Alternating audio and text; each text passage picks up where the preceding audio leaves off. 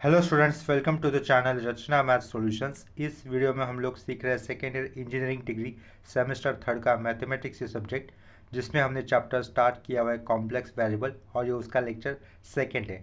First lecture में हमने क्या सीखा है, व्हाट इज़ कॉम्प्लेक्स वेरिएबल ये सीखा था। उसके बाद what are the condition for functions to be analytic function, ये कंसेप्ट सीखी थी। और उसके बाद सी आर इक्वेशंस ये भी देखा था। सी आर इक्वेशन यानी कि क्या होता है, कॉटिस रेमन इक्वेशंस होते हैं which are the one of the condition for functions to be analytic. इसके बाद हम लोगों ने to show the given function as analytic function and find their derivatives, इस कंसेप्ट के ऊपर दो ही सम किए थे। तो सेम कंसेप्ट के ऊपर आज के इस लेक्चर में भी हम लोग कुछ अलग सम्स करेंगे। देखो तो क्वेश्चन में हेडिंग वही लिखी है, क्या लिखा है हेडिंग में, show that the following functions are analytic and find their derivatives, जिसमें से फर्स्ट क्वेश्चन क्या दिख रहा है, f of Z equal to Z cube. ठीक है, तो इस एरो से मैं आंसर के लिए शुरुआत करूंगा।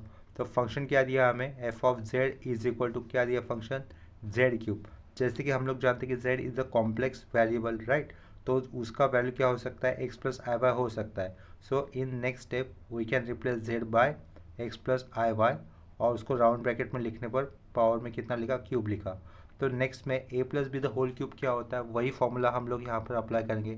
तो ए की जगह पे एक्स आया हुआ है, तो ये क्या करेंगे हम लोग, x cube plus 3 times of x आएगा, फिर ये एक्स स्क्वायर लिखना होगा, बाजू में ये आई वाई लिखना होगा एक बार। ठीक है, आफ्टर दैट 3 एक्स लिख कर आई वाई का होल स्क्वायर लिखना होगा, after that plus I Y और ये उसका होल क्यूब होगा, आई वाई लिखकर उसका होल क्यूब होगा। इसको हम लोगों ने उसका कौन सा फॉर्मूला अप्लाई किया, A plus B the whole cube का।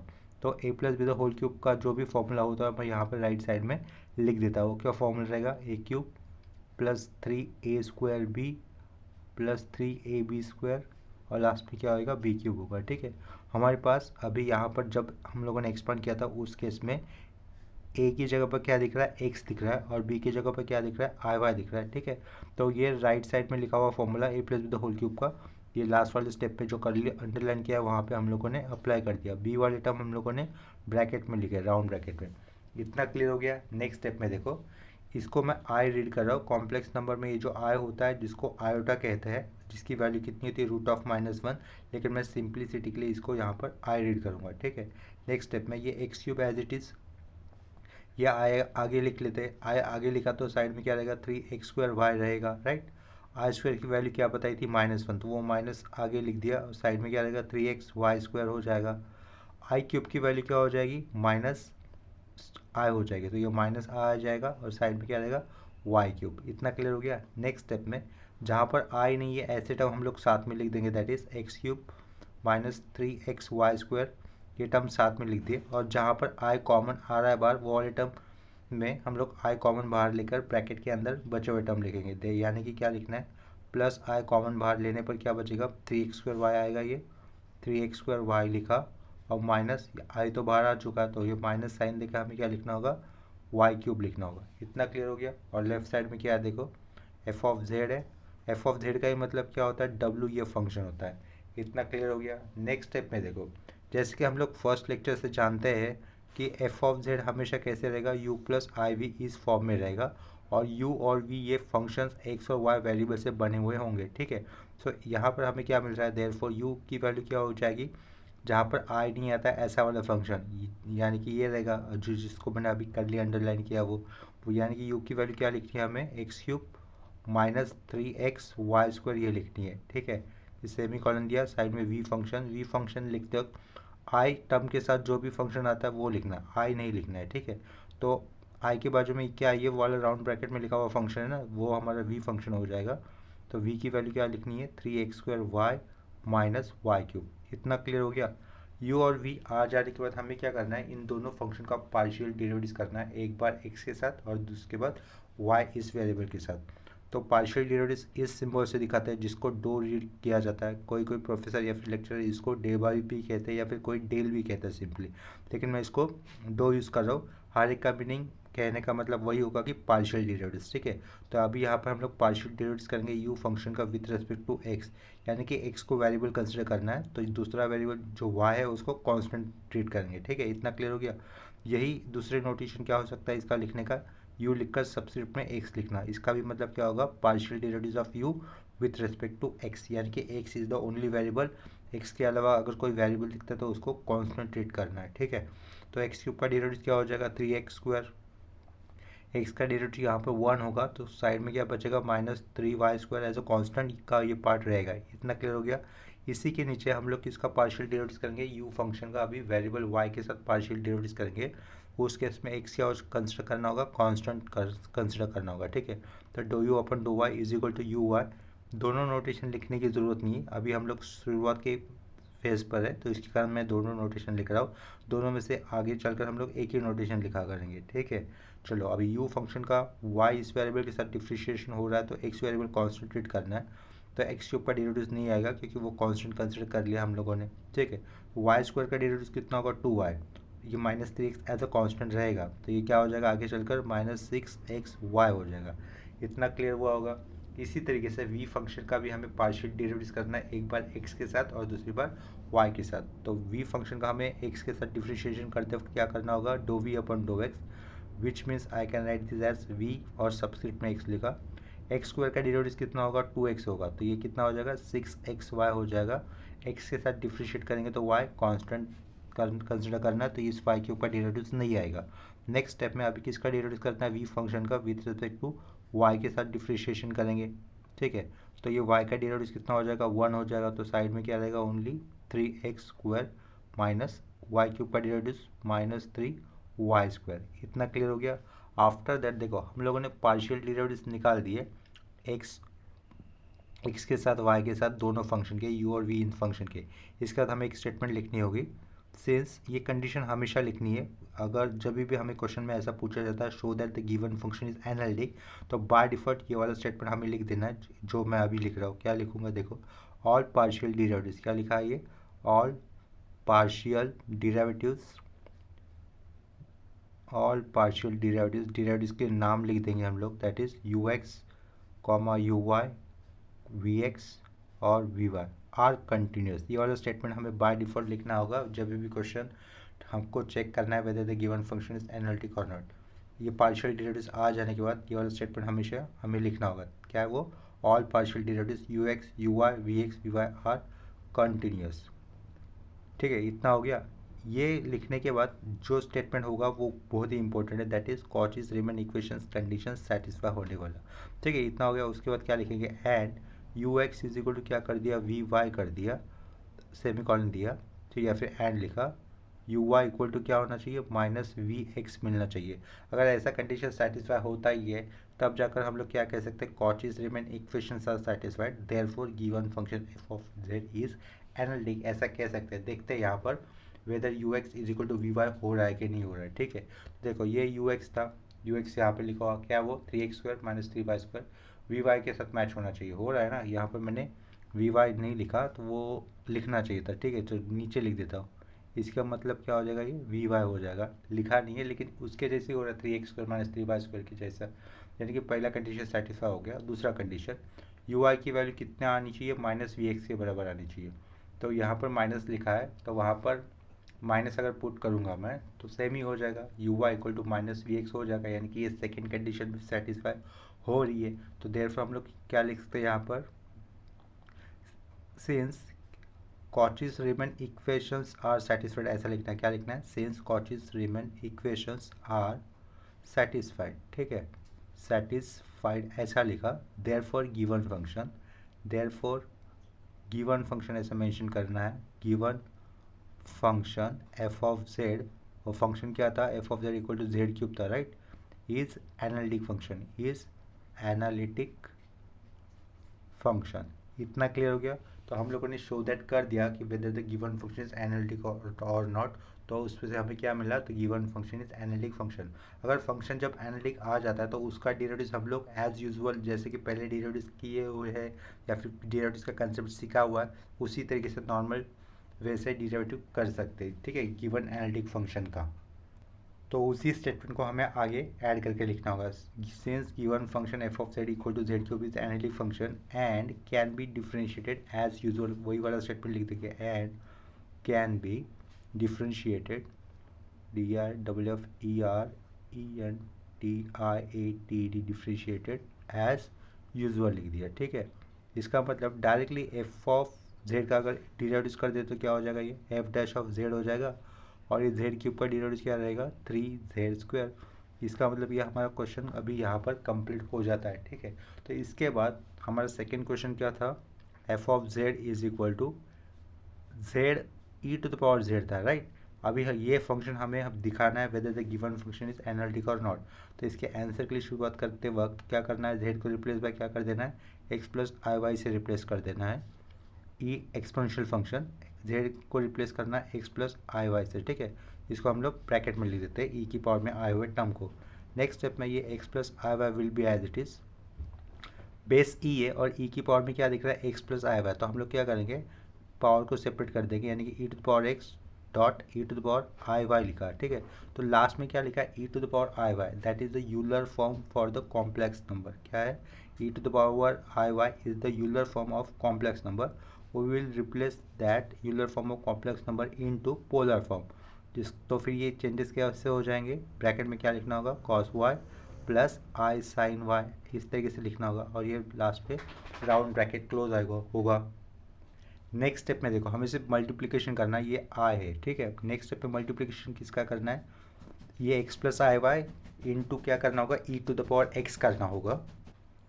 तो ये e to the power x अंदर इंटू होगा तो कैसा रहेगा, x dot E to the power x plus I Y E to the power x, इसको एक ब्रैकेट में लिख देंगे, और दूसरे ब्रैकेट में क्या आएगा, कॉस वाई प्लस आई साइन वाई आएगा। इतना क्लियर हो गया।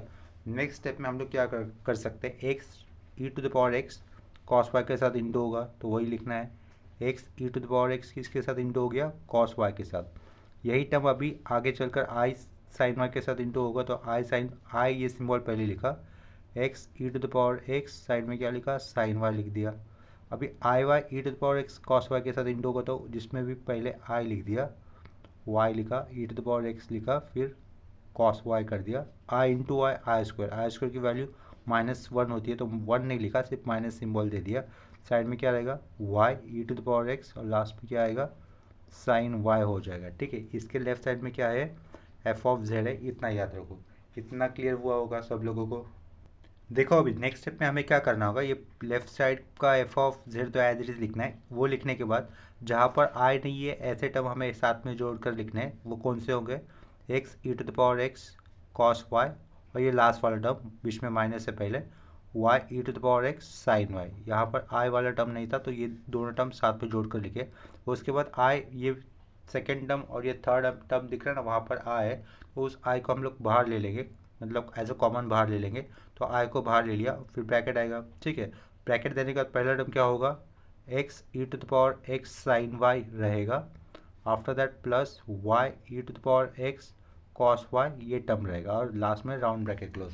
इतना क्लियर हुआ होगा। नेक्स्ट स्टेप में देखो, फिर जिसको मैंने अभी अंडरलाइन किया है उस टर्म में आई नहीं है, राइट, यानी कि ये कैसा हो जाएगा, रियल पार्ट हो जाएगा। लेकिन इस रियल पार्ट में हम लोग कौन से टर्म को एज अ कॉमन बाहर ले सकते हैं, e to the power x को। ठीक है, तो ई टू द पावर एक्स को ले लिया बाहर, ब्रैकेट के अंदर क्या आएगा, x cos Y minus Y sine y, ये टर्म आ जाएगा, राइट, प्लस आई लिखा।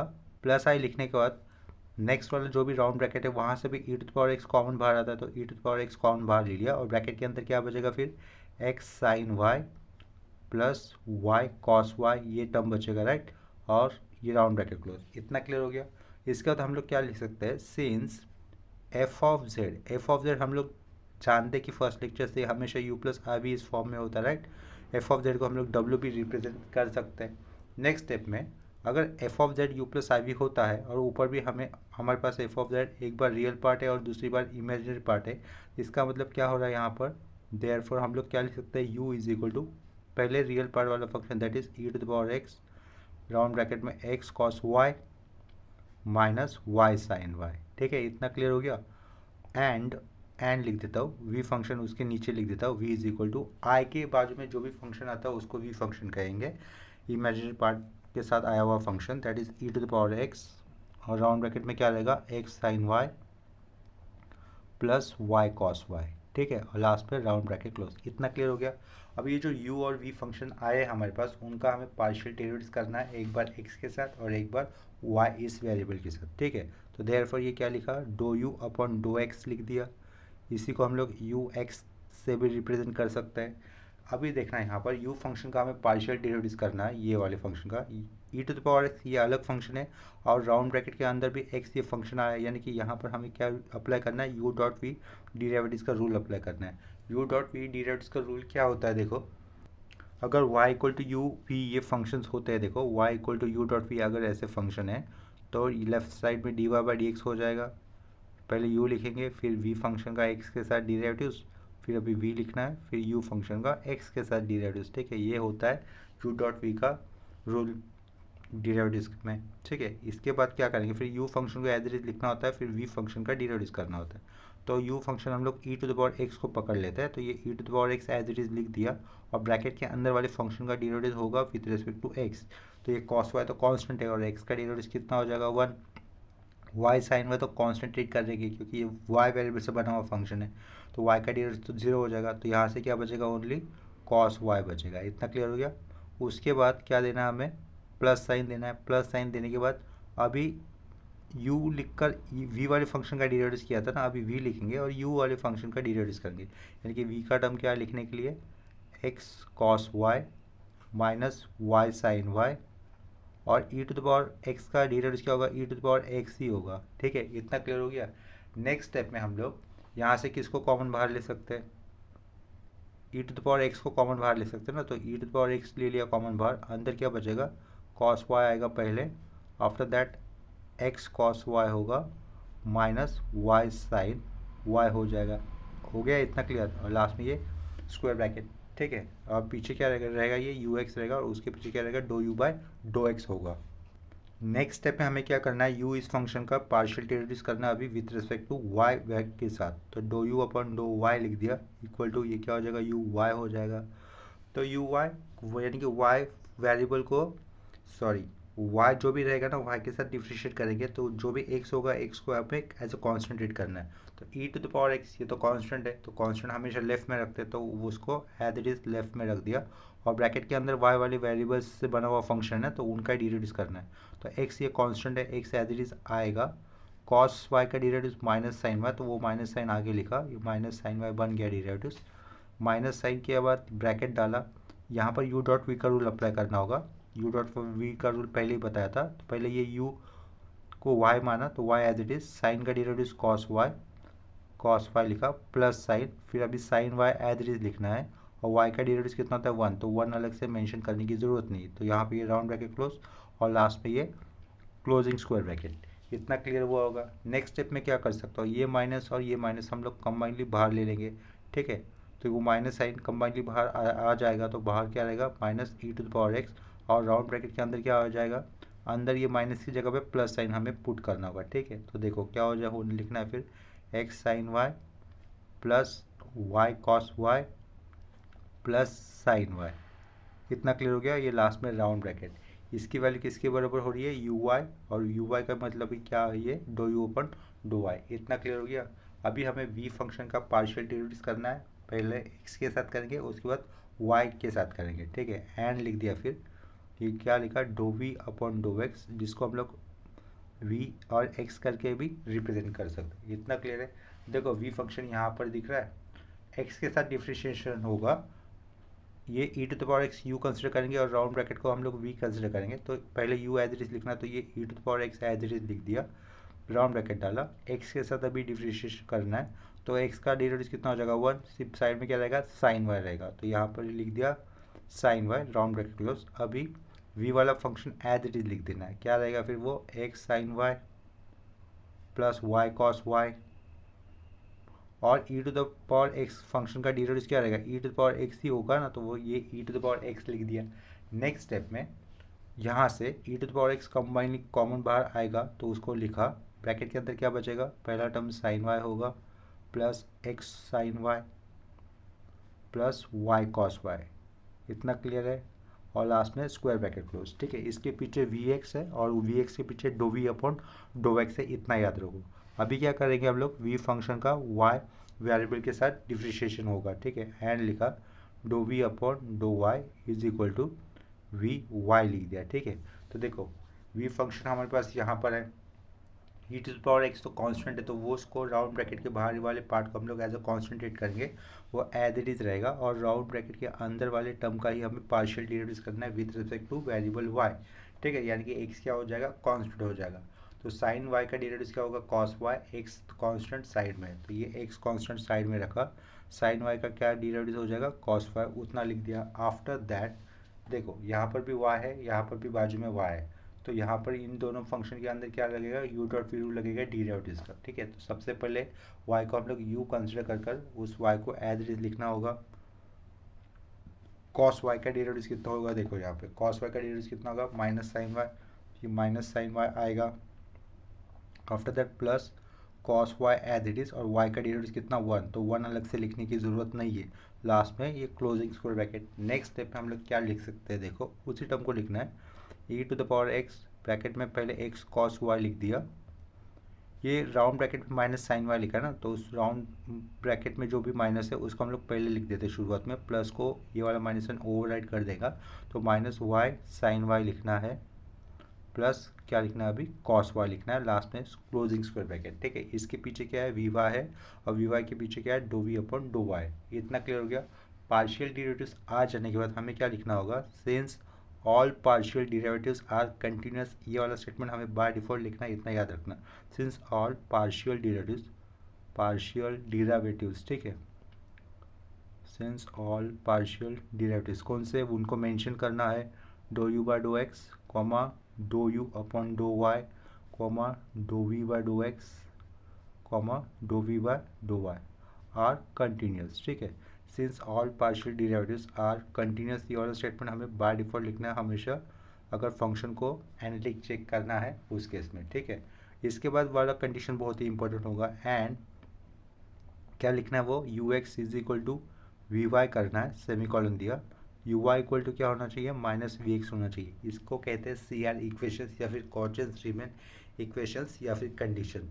अगर गिवन फंक्शन एनालिटिक होता है तो ये कंडीशन सेटिस्फाई ही होनी चाहिए, अगर नहीं अगर ये कंडीशन सेटिस्फाई नहीं होती है तो हम लोग क्या कह सकते हैं, given function is not analytic, ऐसा कह सकते हैं, ठीक है। देखते फिर यहाँ पर यू एक्स की वैल्यू वी वाई के बराबर होती है या नहीं। यू एक्स की वैल्यू देखो क्या लिखा है, ई टू द पावर एक्स है, अंदर क्या है, कॉस वाई, ब्रैकेट के अंदर क्या है, cos y plus x cos Y minus Y sine y, क्या है ये, cos y plus x cos Y minus Y sine y, बाहर क्या है, ई टू द पावर एक्स है। ये हो गई यू एक्स की वैल्यू। यू एक्स की वैल्यू वी वाई के बराबर हो रही है ना, एक्स कॉस वाई है, कॉस वाई भी है, माइनस साइन वाई है, बाहर e to the power x है, आगे पीछे टर्म हो तो भी चलेगा, लेकिन वो एक्यूरेट होनी चाहिए आगे की, ठीक है। यानी कि ये वाला कंडीशन सेटिस्फाई हो रहा है लेफ्ट साइड में, u x is equal to we Y हो रहा है। उसके बाद यू वाई इक्वल टू क्या होना चाहिए, माइनस वी एक्स होना चाहिए। देखो यू वाई यहाँ पर माइनस है, इसके पहले अगर हम लोग माइनस पुट कर देंगे तो एग्जैक्टली सेम हो जाएगा ना, u y equal to v x. इसका मतलब हमारा ये सेकेंड वाला भी पार्ट कंडीशन सेटिस्फाई हो रहा है, तो इसके आगे हम लोग क्या लिख सकते हैं, since C R equations are satisfied, since C R equations, या फिर Cauchy's Riemann equations complete statement भी लिख सकते हैं, सी आर शॉर्ट फॉर्म में लिखा तो भी चलेगा, since C R equations are satisfied, ठीक है, satisfied, therefore given function f of z equal to z dot e to the power z is analytic function, ठीक है। अगर फंक्शन एनालिटिक है तो उसका डेरिवेटिव्स नॉर्मल वे से निकाला जा सकता है, वही स्टेटमेंट हम लोग आगे जोड़ देंगे, and can be differentiated as usual, वही वाला स्टेटमेंट हमें लिख देना है, ठीक है। इतना क्लियर हो गया। आफ्टर दैट देखो एफ ऑफ जेड क्या था, z dot E to the power z था, अगर इसका डेरिवेटिव हो जाएगा तो ये एफ डैश ऑफ जेड बनेगा, राइट, और राइट साइड में z dot E to the power z में यू डॉट वी का जनरलाइज यू डॉट वी का रूल अप्लाई किया जाएगा, जो कि हम लोगों ने इससे पहले 2 बार किया है, ठीक है। यू डॉट वी का रूल क्या होता है डेरिवेटिव्स के अंदर, पहले यू फंक्शन को लिखो, वी फंक्शन का डेरिवेटिव करो, बाद में प्लस साइन देना पड़ता है, v function as it is लिखकर यू फंक्शन का डेरिवेटिव करना पड़ता है, ठीक है। तो इन दोनों में से किसी को भी आप लोग यू मान सकते हो, तो हम लोग यहाँ पर जेड को यू मानेंगे, तो ये जेड एज इट इज लिखा, E to the power Z का derivative E to the power Z plus अब E to the power Z as it is लिखना है as a part of V function, Z का derivative कितना होगा, 1 होगा, तो 1 अलग से लिखने की ज़रूरत नहीं, नेक्स्ट स्टेप में यहाँ से कॉमन कौन आ रहा है बाहर, e to the power Z, ये टर्म कॉमन बाहर आ रहा है। ब्रैकेट के अंदर क्या रहेगा, जेड प्लस वन रहेगा, और लेफ्ट साइड में क्या आएगा, ये f dash of z. F dash of z को हम लोग इस तरीके से लिख सकते हैं, डी डब्ल्यू बाई डी जेड। ठीक है, कैसे, क्यों, क्योंकि डब्ल्यू equal to f of z होता है ना, तो अगर डब्ल्यू equal to f of z होता है तो दोनों साइड में डिरिवेटिव करेंगे तो ये डब्ल्यू का क्या हो जाएगा, डी डब्ल्यू बाई डी जेड हो जाएगा, और एफ ऑफ जेड का एफ डैश ऑफ जेड लिखना होगा। ठीक है, तो यहाँ पर ये हमारा सेकेंड क्वेश्चन कर दिया हम लोगों ने, जिसमें क्या पूछा था, show that the given function is analytic and find its derivatives. देखो इसके बाद जो हम लोग क्वेश्चन ले रहे हैं अभी, उसमें क्या दिया, prove that f of z is equal to x cube minus three x y square plus two x y, ये रियल पार्ट दिया है, प्लस आई, और ब्रैकेट पे दूसरा फंक्शन क्या दिया है, three x square y minus x square plus y square minus y cube. ठीक है, तो ये एफ ऑफ जेड हमें इन टर्म्स ऑफ जेड नहीं दिया है, ऑलरेडी यू प्लस आई भी इस फॉर्म में दिया है, और जिसपे यू रियल पार्ट पहला वाला ब्रैकेट और वी दूसरा वाला ब्रैकेट। पूछा क्या है, show that the given function is analytic, ऐसा पूछा है, यानी कि कॉचीज रीमन कंडीशन सेटिस्फाई होनी चाहिए। आल्सो क्या पूछा है, find F dash of Z and F of Z in terms of Z, यानी कि ये जो एफ ऑफ जेड है इन टर्म्स ऑफ जेड बनाओ और उसका डेरिवेटिव भी निकालो। क्वेश्चन क्लियर हुआ होगा पढ़ने से। आफ्टर दैट देखो क्या करेंगे, इस एरो से हम लोग आंसर के लिए शुरुआत करेंगे। सिंस क्या लिखा, एफ ऑफ जेड लिखा, एफ ऑफ जेड जो दिया है उसी को हम लोग एक बार फिर से लिख देंगे, that is x cube minus three x y square लिखा, प्लस क्या है वो टू एक्स वाई। ठीक है, इतना क्लियर हो गया, क्वेश्चन का ही पार्ट है ये। प्लस आई लिखकर अभी वी वाला फंक्शन क्या है वो three x square y minus x square plus y square, आगे ये माइनस वाई क्यूब लिखा। ठीक है, लास्ट पे राउंड ब्रैकेट कर दिया। सिंस, जैसे कि हम लोग जानते हैं, सिंस एफ ऑफ जेड हमेशा कैसे होता है, यू प्लस आई वी इस फॉर्म में होता है, राइट। हम लोगों ने फर्स्ट लेक्चर में देखा है एफ ऑफ जेड हमेशा यू प्लस आई वी ही फॉर्म में कैसे आता है, ये देखा हुआ है फर्स्ट लेक्चर में। तो यहाँ पर हमें यू की वैल्यू क्या मिलेगी, देखो कंपेयर करने से यू की वैल्यू ये पहला वाला ब्रैकेट आ जाएगा, that is u is equal to x cube minus three x y square plus two x y, इतना क्लियर है।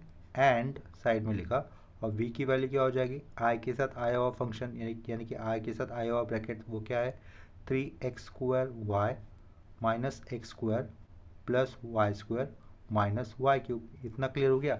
इसके बाद हमें यह करना है, पार्शियल डेरिवेटिव्स निकालना है u फंक्शन के x और y वेरिएबल के साथ, as well as v function के x और y वेरिएबल के साथ पार्शियल डेरिवेटिव्स निकालने हैं। ठीक है, तो हम लोग क्या करेंगे, इतना हो जाने के बाद डायरेक्टली कर दे तो ये do u upon do x का ही मतलब क्या रहेगा, यू एक्स होगा, राइट।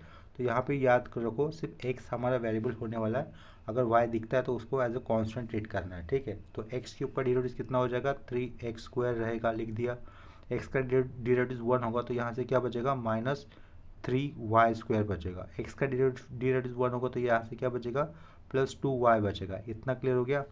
आफ्टर दैट इतना हो जाने के बाद हम लोग क्या करेंगे, u इस फंक्शन का y इस वेरिएबल के साथ डेरिवेटिव करना है, उस केस में x क्या कंसिडर करना है, एज अ कांस्टेंट कंसिडर करना है, तो ये u y लिखना होगा। ठीक है, तो देखो x कांस्टेंट ट्रीट करेंगे तो इसका डेरिवेटिव नहीं आएगा, y स्क्वायर का डेरिवेटिव कितना होगा, टू वाई, साइड में minus three x as a constant है, तो कितना बनेगा, ये माइनस सिक्स एक्स वाई हो जाएगा। y का डेरिवेटिव करते तो वन, ये क्या बचेगा, प्लस टू एक्स बचेगा, इतना क्लियर हुआ होगा। अभी हम लोग v फंक्शन के पार्शियल डेरिवेटिव्स निकालेंगे। ठीक है, तो v फंक्शन दिख रहा है यहाँ पर, एंड लिखा do v upon do x का हम लोग कैसे लिख सकते हैं, वी एक्स लिख सकते हैं। तो x is the variable, y क्या होने वाला है, कांस्टेंट होने वाला है, तो y एक्स स्क्वायर का डेरिवेटिव कितना हो जाएगा, टू एक्स, तो ये सिक्स एक्स वाई लिखना होगा हमें, राइट। x का माइनस टू एक्स हो जाएगा ओनली, समझ में आ रहा है, y और यहाँ पर भी y, तो y तो कांस्टेंट ट्रीट कर रहे हैं हम लोग, तो इनका डेरिवेटिव नहीं आएगा वाई स्क्वायर और वाई क्यूब का, एक्स स्क्वायर का होगा two x, before that minus sign है तो ये माइनस टू एक्स लिख दिया, इतना क्लियर हुआ होगा। ठीक है, नेक्स्ट स्टेप में हम लोग क्या कर सकते हैं, देखो इससे मैं माइनस साइन बाहर लेता हूँ, क्या कहा, इनसे मैं अगर माइनस साइन बाहर लेता हूँ तो अंदर क्या हो जाएगा, six x y plus two x हो जाएगा, इतना क्लियर हो गया, six x y plus two x ऐसा टर्म आ जाएगा वो। अभी नेक्स्ट स्टेप में क्या करेंगे, v फंक्शन का पार्शियल डेरिवेटिव्स करेंगे with respect to y variable, तो पीछे क्या लिखा, do v upon do y लिखा, इक्वल टू ये क्या हो जाएगा अपना vy हो जाएगा, इक्वल टू y के साथ डिफरेंशिएट करना है, उसके इसमें x क्या रहने वाला है, कांस्टेंट, तो y का डेरिवेटिव यहाँ पर वन होगा, तो क्या रहेगा यहाँ से थ्री एक्स स्क्वायर, यहाँ से मिडल वाले एक्स स्क्वायर का डेरिवेटिव नहीं आएगा, वाई स्क्वायर का डेरिवेटिव कितना होगा 2y, तो ये +2y लिखना है और लास्ट में -3y² लिखना है। ठीक है, ऊपर वाले स्टेप में देखो 6xy -2x, यहाँ से अगर मैं माइनस साइन बाहर ले रहा था तो ये +6 का क्या हो जाएगा -6 हो जाएगा ना, तो यहाँ पर अंदर में मैंने गलती से प्लस ही लिखा था, वो -6x माइनस साइन देना चाहिए था, -2 का +2 हो जाएगा, वो बात सही है। ठीक है, इतना क्लियर हो गया। नेक्स्ट स्टेप में देखो, अभी स्टेटमेंट क्या लिखना है by default, all partial derivatives do u by do x, do u by do y, do v by do x and do v by do y are continuous, वाला statement लिख देना है। ठीक है, here all partial derivatives, all partial derivatives, all partial derivatives, that is ux comma uy vx comma vy are continuous, ऐसा लिखना है हमें, are continuous। इतना लिख दिया। उसके बाद क्या करेंगे, कॉचीज रीमन इक्वेशंस, ये कंडीशन सेटिस्फाई होती है या नहीं, वो वाला स्टेटमेंट वाला पार्ट करना होगा। ठीक है, एंड लिख दिया ux is equal to u y, sorry ये वी वाई होता है, u x is equal to we y होता है, and u y equal to क्या होना चाहिए, -vx मिलना चाहिए। देखते हैं मिलता है कि नहीं।